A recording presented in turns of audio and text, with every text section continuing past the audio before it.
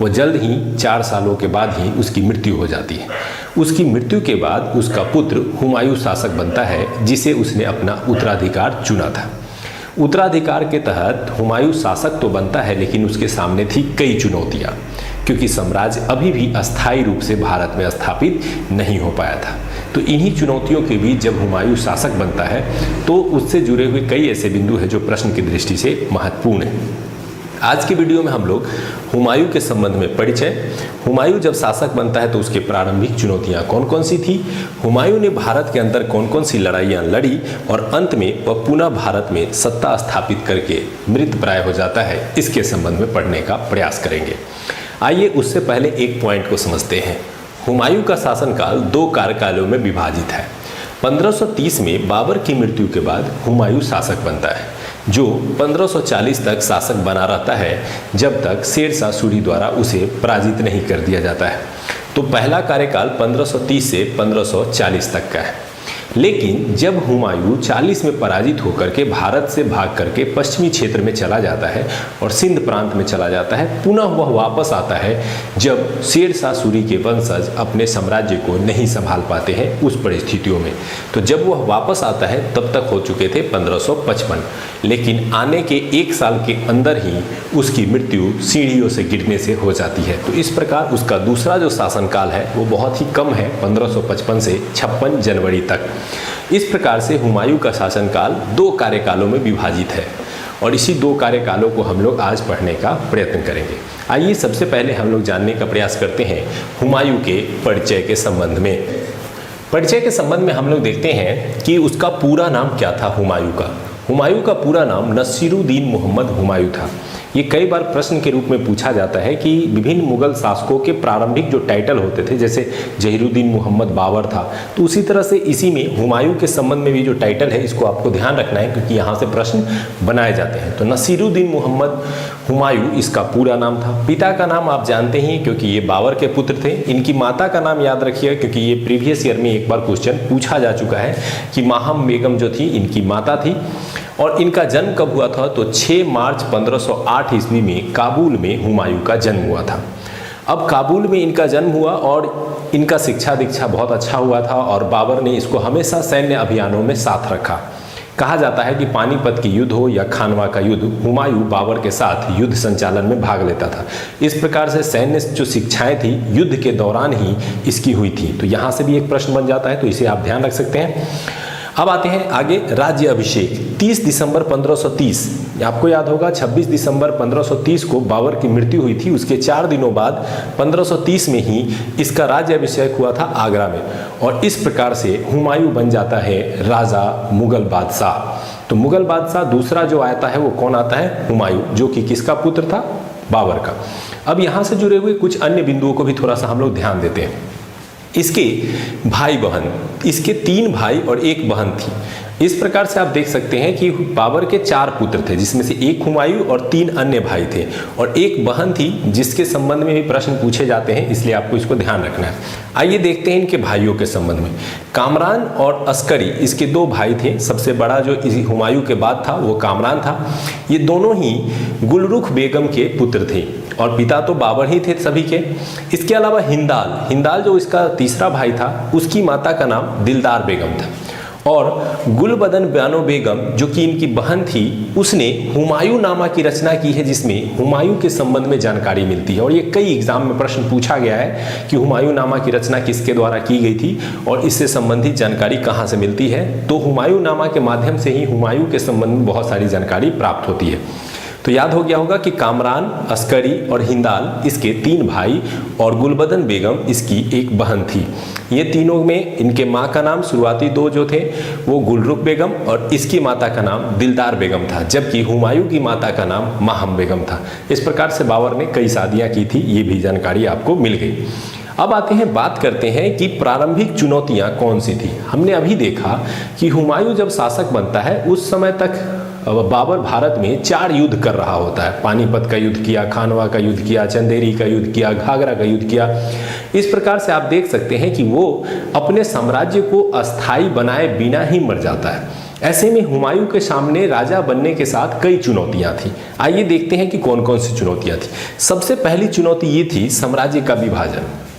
चूंकि ये जिस क्षेत्र से आए थे उस क्षेत्र में एक रिवाज था कि पिता के मरने के बाद पुत्रों के बीच साम्राज्य का विभाजन होता था। दूसरा, बाबर ने मरते समय भी हुमायूं को कहा था कि मेरे मरने के बाद भाइयों में भी साम्राज्य को विभाजित कर देना। हालांकि उसने अपने उत्तराधिकारी के रूप में हुमायूं को ही चुना था।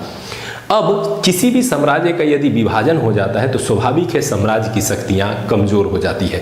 तो यहाँ पर सबसे पहली जो चुनौती थी वो साम्राज्य के विभाजन के संबंध में था, देख लेंगे इनको।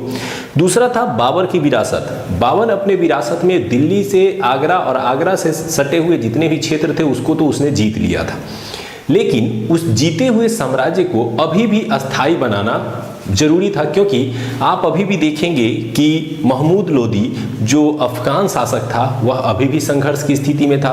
गुजरात के क्षेत्र में बहादुर शाह एक मजबूत शासक था जिसके समक्ष जो है हुमायूं के सामने बहुत बड़ी चुनौती थी। तो इस प्रकार से एक मजबूत विरोधी अभी भी भारत में बचे हुए थे जिसका सामना हुमायूं का करना था, जिसमें से अफगान बहुत ही मजबूत था। और सबसे लास्ट है हुमायूं का व्यक्तित्व। हुमायूं के संबंध में कहा जाता है कि वह एक विद्वान व्यक्ति था, सैनिक दृष्टि से काफी कुशल था, लेकिन युद्ध नेतृत्व कैसे करते हैं, अपने साम्राज्य को कैसे अस्थायी बनाते हैं, दूरदर्शी है या नहीं, इन सब मामलों में थोड़े से हुमायूं जो थे वो कमजोर थे। नतीजा ये होता है कि एक विशाल साम्राज्य की स्थापना नहीं कर पाते हैं। तो ये विशाल साम्राज्य तो स्थापित भी नहीं कर पाते हैं और विशाल साम्राज्य को बचा भी नहीं पाते हैं। तो इस तरह से ये कई ऐसी चुनौतियां थी जो हुमायूं को प्रारंभिक दौर में देखने को मिलती हैं। आइए साम्राज्य का विभाजन देखते हैं। राजा बनने के साथ ही हुमायूं ने क्या किया कि कामरान जो उसके बाद उसका भाई था उसको काबुल और कंधार जो मूल रूप से अफगानिस्तान क्षेत्र था वो उसे साम्राज्य के तौर पे दे दिया और कहा कि वहां जाकर के तुम शासन करो। इसके अलावा अस्करी को उसने संभल का क्षेत्र और हिंदाल को मेवात का क्षेत्र जो है सौंप दिया और अपने सभी भाइयों में बांट दिया। और मूल रूप से जो दिल्ली और आगरा का क्षेत्र था वह रह जाता है किसके कब्जे में, वो हुमायूं के कब्जे में। कई इतिहासकार कहते हैं कि हुमायूं के असफलता के पीछे सबसे बड़ा कारण यही था कि उसने अपने साम्राज्य को कई खंडों में बांट दिया, जिससे साम्राज्य कमजोर हो गया, उसकी सैन्य शक्ति कमजोर हो गई। फिलहाल जो पॉइंट है उन्हें हमको याद रखना है कि किसे क्या दिया गया था, क्योंकि ये प्रश्न पूछता है। कामरान क से शुरू होता है और काबुल और कंधार ये भी क से शुरू होता है, तो आसानी से याद रख सकते हैं। अस्करी को संभल और हिंदाल को मेवात दिया था। इसके अलावा हुमायूं इतना उदार था कि उसका एक चचेरा भाई था जिसका नाम था सुलेमान मिर्जा। चचेरा भाई याद रखिएगा, उसको उसने बदखसा का प्रदेश जो है वो भी दे दिया। तो इस तरह से उसने अपने चचेरे भाई को भी साम्राज्य में एक हिस्सा प्रदान किया था। और कहा जाता है कि हुमायूं खुद शासक बनने से पहले बदखसा का ही सूबेदार हुआ करता था।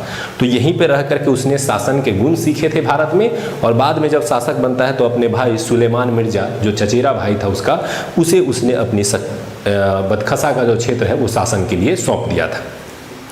अब आइए हम लोग पढ़ते हैं कि हुमायूं जब इस तरह की परिस्थितियों में था तो साम्राज्य को बांट देने के बाद उसने युद्ध कितने किए और कौन कौन से युद्ध करने पड़े उसे, और जिनसे जुड़े हुए प्रश्न पूछे जाते हैं। सबसे पहला युद्ध जो उसने किया था कलिंजर पर आक्रमण। ये प्रश्न पूछा गया है कि हुमायूं ने शासक बनने के साथ ही पहला आक्रमण कहाँ किया था, तो कलिंजर के किले पे किया था। और कलिंजर के जो शासक थे वो थे प्रताप रुद्रदेव। प्रताप रुद्रदेव थे और उनके खिलाफ जो है इन्होंने कलिंजर पर आक्रमण किया।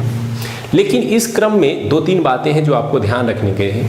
प्रताप रुद्र जो थे इनका संबंध अफगानों से बहुत अच्छा था, मित्रतापूर्ण संबंध रखते थे। वही अफगान मोहम्मद लोदी जिससे बाबर ने घाघरा का युद्ध लड़ा था।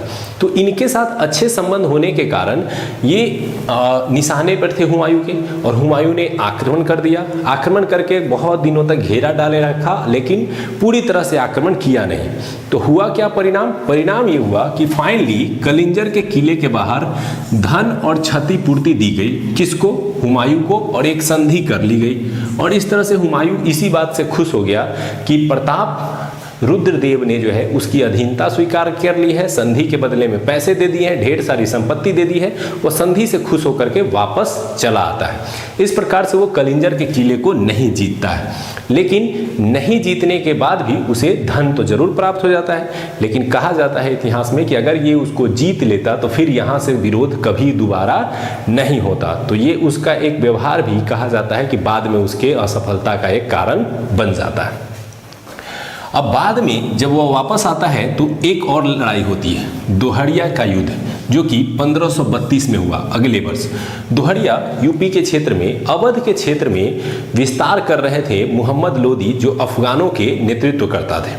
अब इस बात से हुमायूं दुखी था कि बंगाल के बाद बिहार और बिहार से अवध की ओर बढ़ते चला आ रहा है ये अफगान। नतीजा ये होता है कि दोहरिया क्षेत्र में एक युद्ध होता है अफगानों के खिलाफ। इस युद्ध में महमूद लोदी जो है वो अफगानों का नेतृत्व कर रहा होता है और शेर खां जो है वो सहयोग कर रहा होता है महमूद लोदी का। वही शेर खां जिसके बारे में हम लोग पढ़ेंगे अगले वीडियो में, जो भारत में शेर शाह सूरी के नाम से प्रसिद्ध हुआ था।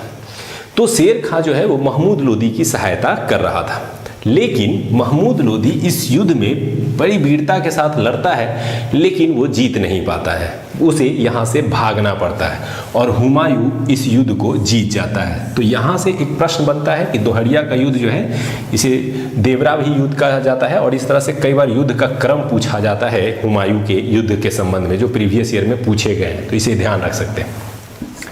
दोहरिया के युद्ध में महमूद लोदी को हरा दिया। महमूद लोदी को हराने के साथ ही यूपी के क्षेत्र में आगे बढ़ता है हुमायूं, और हुमायूं चला जाता है चुनारगढ़ के किले के पास और चुनारगढ़ के किले को घेर लेता है। तब तक यहाँ से शेर शाह सूरी या जो शेर खां था वो चुनारगढ़ के किले में पहुँच चुका था। चुनारगढ़ के किले में कौन था? तो शेर खां। अब शेर खां के इस किले को चारों तरफ से घेर लेता है हुमायूं आकर के। लंबे समय तक घेरा डाले बैठा रहता है, लेकिन युद्ध नहीं करता है। तो परिणाम क्या निकलता है कि हुमायूं ने चुनारगढ़ को शेर खां से छीनना चाहा, पर संधि कर ली। यहाँ भी उसने एक गलती की कि अगर इसी समय शेर खां को पराजित कर देता तो बाद में वो शेर खां से हार करके उसे भारत से बाहर नहीं जाना पड़ता, क्योंकि यहाँ पर मजबूत था हुमायूं, शेर खां कमजोर था। लेकिन उसने संधि कर ली। संधि के तहत कहा जाता है कि लगभग 10 लाख पैसे जो है वो दिए गए इसको, और इसके बदले में शेर खां ने अपने पुत्र कुतुब खां को हुमायूं के सेवा में भेज दिया। तो एक तो संधि हो गई, पैसे भी मिल गए, और शेर खां ने अपने पुत्र कुतुब खां को भेज दिया कि हुमायूं की सेवा में, अर्थात एक सूबेदार बना करके हुमायूं के साथ भेज दिया। इस प्रकार से संधि से खुश होकर के हुमायूं वापस आ जाता है। वापस आकर के उसने दीन पनाह का निर्माण करवाया और अपने भोग विलास वाले काम में बिजी हो जाता है। इसी बीच गुजरात के क्षेत्र का एक शासक था जिसका नाम था बहादुर शाह, जो सबसे शक्तिशाली प्रतिद्वंदी के रूप में उभर रहा था, और बहादुर शाह को पराजित करने के लिए अब हुमायूं आगे बढ़ता है। तो आइए जानते हैं इसके संबंध। चौथा युद्ध 1535-36 के आसपास में ये युद्ध हुआ था। गुजरात के शासक बहादुर शाह से हुमायूं का संघर्ष हुआ। अब ये संघर्ष के संबंध में एक कहानी ये है कि बहादुर शाह जो गुजरात का शासक था, इस समय जब हुमायूं जाता है बहादुर शाह से लड़ने के लिए, उस समय बहादुर शाह चला गया था चित्तौड़, और चित्तौड़ में जाकर के वह जो है महारानी कर्णवती से लड़ने के लिए खड़ा था। महारानी कर्णवती जो विक्रमजीत की जो है वो संरक्षिका थी। तो इस प्रकार से चित्तौड़ के क्षेत्र में बहादुर शाह और चित्तौड़ के बीच में लड़ाई होने वाली थी। तो चित्तौड़ की जो महारानी थी कर्णवती, उन्होंने हुमायूं को एक लेटर लिखा कि आप मेरे भाई हैं, राखी भेजा और कहा कि मुझे मदद पहुंचाइए। किसके खिलाफ? बहादुर शाह के खिलाफ। लेकिन बहादुर शाह ने भी एक लेटर लिखा। वो लिखा हुमायूं को कि मैं इन गैर मुस्लिमों के विरुद्ध मैंने एक जिहाद छेड़ा है, इसलिए आप भी मुस्लिम हैं और इस जिहाद में मेरा साथ देंगे, हमसे युद्ध नहीं करेंगे। और इस प्रकार से हुमायूं जो है कन्फ्यूजन में फंस जाता है और वह अंततः कर्णवती की जो है सहायता नहीं करता है। इस प्रकार से बहादुर शाह जब जीत करके यहाँ से लौटता है, कहाँ से? ये चित्तौड़ से जीत करके लौटता है। फिर हुमायूं के साथ इसका संघर्ष हो जाता है। संघर्ष के क्रम में मालवा और गुजरात के क्षेत्र पर हुमायूं का अधिकार हो जाता है। हुमायूं जीत लेता है और जीतने के क्रम में दो जो किले थे वो सबसे फेमस किले थे, एक मांडू और दूसरा चंपानेर। ये 2 किले जो हैं वो हुमायूं के द्वारा जीत लिए गए। इस प्रकार से हुमायूं ने यहाँ पर बहुत सारा धन प्राप्त किया चंपानेर से और मांडू से, और वो धन लेकर के वापस चला जाता है और अपने भाई को यहाँ पर अधिकार सौंप देता है और कहता है कि भाई को कि तुम यहीं पे शासन करो। लेकिन वह उस समय बहादुर शाह को मारने में सफल नहीं हो पाता है। परिणाम स्वरूप बहादुर शाह पुनः अपने शक्ति का विस्तार करता है और 1 वर्ष के अंदर ही गुजरात और मालवा का क्षेत्र पुनः जो है स्वतंत्र हो जाता है।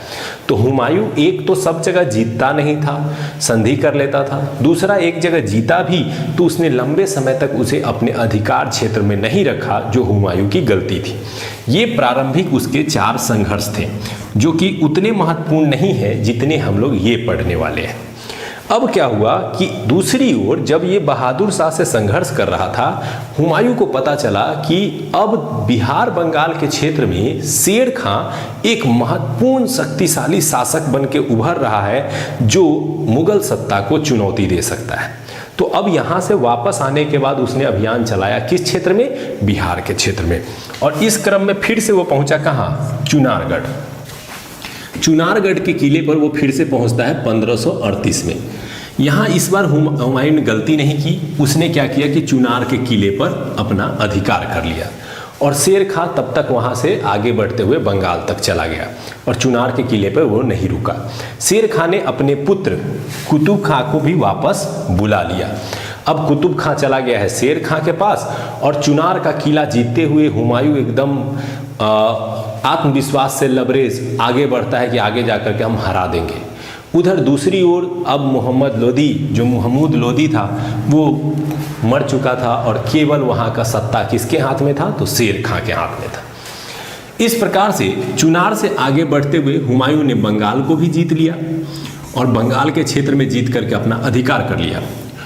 लेकिन इसी समय जब वह बंगाल को जीत रहा था, एक सूचना हुमायूं को मिली कि उसका भाई हिंदाल, जिस भाई को उसने अपना एक साम्राज्य का क्षेत्र दिया था, जिस भाई को उसने मेवात का क्षेत्र दिया था, उस भाई ने क्या किया कि आगरा में हिंदाल ने स्वयं को स्वतंत्र बादशाह घोषित कर दिया और कुछ विश्वासी जो हुमायूं के वहाँ पे थे उसकी हत्या कर दी। अब जैसे ही ये सूचना मिली वो बंगाल से वापस होने लगा और आपने नाम सुना होगा GT road, grand trunk road, उसी रास्ते से वो वापस होना शुरू होता है। अब वो वापस आ रहा है। बिहार का क्षेत्र आप देखेंगे तो बिहार का अगर ये मैप देख ले तो गंगा नदी, इसके दक्षिणी क्षेत्र में यहाँ पे कर्मनासा नदी है और कर्मनासा नदी और गंगा नदी, इन दोनों के क्षेत्र के किनारे एक जगह है चौसा, जहाँ पर शेर शाह सूरी यानी जिसे शेर खां कहते हैं वो इंतजार कर रहा था कि वापस लौटेगा तो हम हुमायूं से संघर्ष करेंगे, क्योंकि जाते समय उसने क्या किया था? शेर खां के चुनारगढ़ किले को जीतता हुआ गया था। अब वो वापस आ रहा है। वापस आते समय होता है चौसा का युद्ध, जो होता है कब? 1539 में। शेर खां इंतजार कर रहा था। शेर खां ने चौसा के युद्ध में हुमायूं को पराजित कर दिया। कहा जाता है कि ये युद्ध की एक रोचक घटना थी, जिसे आप जान लें कि दोनों ही सेनाएं आ गई, आमने सामने थी, कई महीने बीत गए लेकिन दोनों एक दूसरे पे अटैक नहीं कर रहे थे। शेर खां इंतजार कर रहा था कि बारिश का सीजन आने दीजिए। जून का महीना जब आया और बारिश होने लगी तो कर्मनासा नदी में भी पानी भर गया, गंगा नदी में भी पानी भर गया और तब रातों रात अचानक शेर खां ने हुमायूं पर हमला कर दिया। हुमायूं को भागना पड़ा और कहा जाता है कि घोड़े सहित जो है वो नदी में कूद गया। कहा जाता है कि हुमायूं वहाँ पे मर गया होता अगर एक भिश्ती ने उसे बचा नहीं लिया होता। तो इस प्रकार से इस युद्ध में शेर खां की जीत हो गई और हुमायूं पराजित हो गया। हुमायूं नदी में जब कूदा तो हुमायूं की जान जो है एक निजाम नामक भिश्ती ने बचा ली। तो यहाँ से भी एक प्रश्न आता है कि किस भिश्ती ने जो है उसको बचाया था? तो एक नाव वाले ने उसको बचा लिया, हुमायूं को बचा करके छोड़ दिया कि तुम बढ़ो अपने दिल्ली के क्षेत्र में जाकर के फिर से अपने साम्राज्य को एकत्रित करने का प्रयास करो। अब हुमायूं पुनः दिल्ली की ओर भागना शुरू करता है और इसी युद्ध में, चौसा का युद्ध जो बहुत ही महत्वपूर्ण युद्ध है, इसमें शेर खां ने जीत दर्ज की और उसने एक उपाधि धारण की शेर शाह। और इसी के बाद से वह जाना जाता है शेर शाह सूरी के नाम से। तो ये प्रश्न भी पूछा जाता है कि किस युद्ध के पश्चात जो है उसने शेर शाह सूरी यानी शेर शाह की उपाधि धारण की थी। और शेर खां की उपाधि जो है वो बहार खान लोहानी द्वारा उसे दिया गया था जब उसने शेर को मार डाला था। तो इस तरह से शेर खां के बारे में भी हम लोग, अगला एक वीडियो आएगा उसमें हम लोग शेर खां के बारे में पढ़ेंगे, स्पेशली उसके बारे में डिटेल्स में, तो वो इम्पोर्टेंट रहेगा। वहाँ से भी जो इम्पोर्टेंट पॉइंट है जैसे सिक्कों को चलाना, जीटी रोड बनवाना आदि प्रश्न पूछे जाते हैं।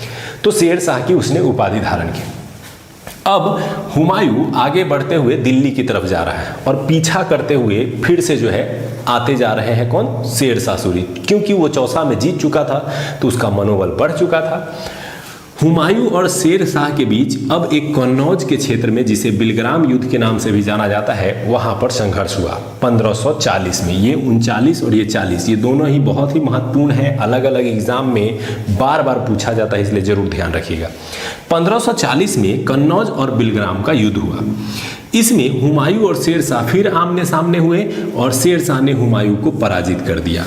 और पराजित होने के बाद हुमायूं वहाँ से भाग निकलता है। भारत के पश्चिमी क्षेत्रों से होते हुए वो डायरेक्ट सिंध भाग जाता है और सिंध में जाकर के शरण लेता है। और इस प्रकार से शेर शाह के पास खुला आसमान था, उसने आगरा और दिल्ली के क्षेत्र पर कब्जा कर लिया। और कहा जाता है कि यही वो समय है बीच में जब उसने मुगल सत्ता को पूरी तरह से भारत से समाप्त कर दिया था। इस प्रकार हुमायूं भाग करके सिंध चला गया। अब शेर शाह सूरी कैसे शासन करता है, क्या क्या उससे जुड़े हुए महत्वपूर्ण पॉइंट है, वो अगले वीडियो में हम लोग शेर शाह के संबंध में देखेंगे। अब हम लोग देखते हैं निष्कासित जीवन। ये निष्कासित जीवन जो है वो 1540 से 1555 तक। अभी हम लोगों ने पढ़ा कि 1540 में हुमायूं क्या हो गया? भारत से भाग जाता है पराजित होकर के। और 1540 से लेके 1555 15 सालों तक वह भारत से बाहर ही समय व्यतीत करता है, पुनः 1555 में वापस आता है। अब देखिए उसके बीच में कुछ ऐसी घटनाएं हैं जिनसे प्रश्न बनते हैं। 1541 में जब वो गया तो हिंदाल के साथ उसके अच्छे संबंध थे। हिंदाल जो उसका भाई था उसके साथ उसके बहुत अच्छे संबंध थे। और कामरान और अस्करी के साथ जो संबंध था वो बहुत अच्छा नहीं था, इनके साथ संबंध बहुत खराब था। तो हिंदाल के एक गुरु थे जिनका नाम था मीर अली अकबर, और उनकी एक पुत्री थी जिसका नाम था हमीदा बानो बेगम। तो हुमायूं ने क्या किया? हमीदा बानो बेगम से विवाह कर लिया। बाद में इसी से एक पुत्र प्राप्त होता है जिसे हम लोग अकबर के नाम से जानेंगे, और अकबर राजा बन करके आता है। तो यही हमीदा बानो बेगम की जो है वो पुत्र थे। और वो कौन थी? तो मीर अली अकबर जो हिंदाल के गुरु थे उनकी पुत्री थी। और इसी बीच में आप पढ़ेंगे कि अमरकोट के राजा के यहाँ उनका जन्म हुआ था। ये अकबर के वीडियो में हम लोग डिटेल में पढ़ेंगे। अब क्या हुआ कि वहाँ पर इसने कई बार अपने भाइयों से संपर्क किया और सहायता की मांग की, लेकिन कामरान और अस्करी किसी भी तरह से हुमायूं की सहायता नहीं करना चाहते थे। अब हुमायूं के पास ऑप्शन बहुत कम थे कि कैसे वो अपने साम्राज्य को प्राप्त करे। इसी बीच उसे एक ऑफर मिलता है ईरान के शाह के द्वारा कि अगर तुम शिया धर्म को स्वीकार कर लोगे तो मैं तुम्हें मदद करूंगा तुम्हारे साम्राज्य को पुनः वापस प्राप्त करने में। हुमायूं ने हामी भर दी और ईरान के शाह की सहायता से उसने काबुल और कांधार क्षेत्र जो उसने अपने भाई को दे रखा था उन क्षेत्रों पर अधिकार किया। उसके भाई ने कई बार उससे फिर संघर्ष किए। नतीजा ये होता है कि वो अपने भाइयों से परेशान हो जाता है और कहा जाता है कि कामरान जो उसका बड़ा उससे छोटा वाला भाई था उसकी उसने आंखें निकलवा ली और बाद में उसको मक्का भेज दिया। बाद में उसने अस्करी को भी जेल में कैद करवाया और जेल से निकलवा करके उसे भी भेज दिया उसने मक्का की यात्रा पर। इस तरह से दो भाइयों से उसका पिचकारा छूट गया। लेकिन जो एक हिंदाल भाई था जो उसका सहयोगी था वो 1551 में एक युद्ध लड़ते हुए युद्ध में ही मारा गया। तो इस प्रकार से उसके भाई जो थे वो 1555 से पहले ही सारे के सारे भाई समाप्त हो चुके थे। सभी से छुटकारा उसको मिल चुका था क्योंकि भाइयों के कारण भी वो काफ़ी परेशान रहा था। अब ईरान की शाह की सहायता से उसने काबुल कंधार का क्षेत्र जीत लिया और पुनः उसे जब पता चला कि शेर शाह सूरी मर चुका है, उसका पुत्र इस्लाम शाह मर चुका है, तो वह भारत की ओर बढ़ने का प्रयास करता है और भारत के पश्चिमी सीमा प्रदेशों से होते हुए भारत के आंतरिक भागों में आना शुरू कर देता है। इस आने के क्रम में उसकी भारत के पुनः विजय की कहानी को हम लोग देखते हैं। 1555 में मच्छीवाड़ा का एक युद्ध हुआ। इस मच्छीवाड़ा के युद्ध में अफगानों से उसका सामना हुआ। शेरशाह सूरी कौन था? तो अफगान थे। तो चूंकि शेरशाह सूरी तो मर गए थे, लेकिन कई अफगान बचे हुए थे। लेकिन शेरशाह सूरी के मरने के बाद अफगानों के कई सरदारों में आपस में संघर्ष होना शुरू हो गया। राजा बनने की होड़ मचने लगी। नतीजा ये हुआ कि अफगान कई गुटों में बट गए और हुमायूं के लिए एक अच्छा मौका था कि वो भारत पर पुनः आक्रमण कर अपनी गद्दी को प्राप्त कर सके। इस क्रम में 1555 में एक मच्छीवाड़ा के युद्ध में उसने जीत दर्ज की और अफगानों को हरा करके पंजाब को जीत लिया। अब वह पंजाब से फिर क्या करता है? आगे बढ़ना शुरू करता है। इस बार यह खबर मिल जाती है सूर वंश के शासक सिकंदर सूर को, जो उस समय दिल्ली में शासन कर रहा था। सिकंदर सूर खुद आता है मैदान में और हुमायूं का सामना करता है। इस युद्ध के बारे में कई बार प्रश्न पूछा गया है। इस युद्ध का नाम है सरहिंद का युद्ध। ये होता है 22 जून 1555 को। 22 जून 1555 को सरहिंद का युद्ध हुआ। अब इसी जून के महीने में चौसा में हार करके, कन्नौज में हार करके हुमायूं भाग गया था। अब इसी बार इसी जून के युद्ध में वो जीत करके भारत में आ जाता है। तो सरहिंद का युद्ध हुआ 1555 में, जिसमें हुमायूं ने सिकंदर सूर को पराजित किया। अब सिकंदर सूर को पराजित करने का मतलब था सूर वंश की समाप्ति और आसानी से उसने पुनः दिल्ली और आगरा पर अधिकार कर लिया। लेकिन हुमायूं की किस्मत बहुत खराब थी। 1555 में आकर के उसने पुनः गद्दी प्राप्त की और 1556 के जनवरी माह में दीन पनाह, जिसका निर्माण उसने करवाया था, उसी के पुस्तकालय से गिर करके लुढ़कते हुए उसकी मौत हो गई। तो इसीलिए इतिहासकारों ने उसे भाग्यहीन हुमायूं कह करके भी संबोधित किया है। इसका रीज़न यही है कि वो अपने जीवन में कई बार जीतते जीतते असफल हुआ और जब वास्तव में सफल हुआ तो वह मृत हो जाता है और वो सफलता का सुख नहीं भोग पाता है। आइए यहाँ पर 2-3 पॉइंट है जो ऑब्जेक्टिव के रूप में पूछा जाता है। एक याद रखिएगा कि दीन पनाह का निर्माण किसने करवाया था? तो ये करवाया था हुमायूं ने और इसी की सीढ़ियों से गिर करके उसकी मृत्यु होती है। इसके अलावा 2 प्रश्न और बनता है कि ज्योतिष विद्या में जो है हुमायूं बहुत विश्वास करता था। एक पूछता है कि कौन सा मुगल शासक ज्योतिष विद्या में विश्वास करता था? तो हुमायूं, और वो ज्योतिष विद्या के अनुसार 7 दिन 7 कलर के कपड़े पहनता था, ताकि उसको लगता था कि हम अलग अलग कपड़े उस दिन के हिसाब से पहनेंगे तो मेरा लक ज़्यादा साथ देगा। और नतीजा ये हुआ कि वो ज़्यादा ही अनलकी साबित हो गया। वो लकी नहीं हो करके अनलकी ही हो गया। अब बात करते हैं, एक और पॉइंट है। एक इतिहासकार है जिनका नाम है लेन पूल जो इतिहासकार हैं वो लिखते हैं कि हुमायूं अपने जीवन भर लुढ़कते पढ़कते यहाँ से वहाँ जाते रहा और वो अंतिम दिनों में भी उसकी मृत्यु लुढ़कते हुए ही हो गई। तो यानी जीवन भर जिस प्रकार लुढ़कते रहा उसी प्रकार से उसकी मृत्यु भी लुढ़कते हुए ही हो गई थी। तो इस प्रकार से आज का वीडियो जो हम लोगों ने देखा वो मूल रूप से हुमायूं से संबंधित था। इसमें हम लोगों ने हुमायूं के परिचय पाठ, उसकी प्रारंभिक चुनौतियां और भारत में लड़े गए उसके प्रमुख युद्ध, जिसमें उसने अपने सत्ता विस्तार और सत्ता को बचाने और सत्ता को पुनः पाने के लिए युद्ध लड़े थे। प्रश्न यहाँ से कई बन सकते हैं, युद्धों को लेकर के और युद्ध में वापस आने को लेकर के, युद्धों के क्रम को लेकर के। तो इन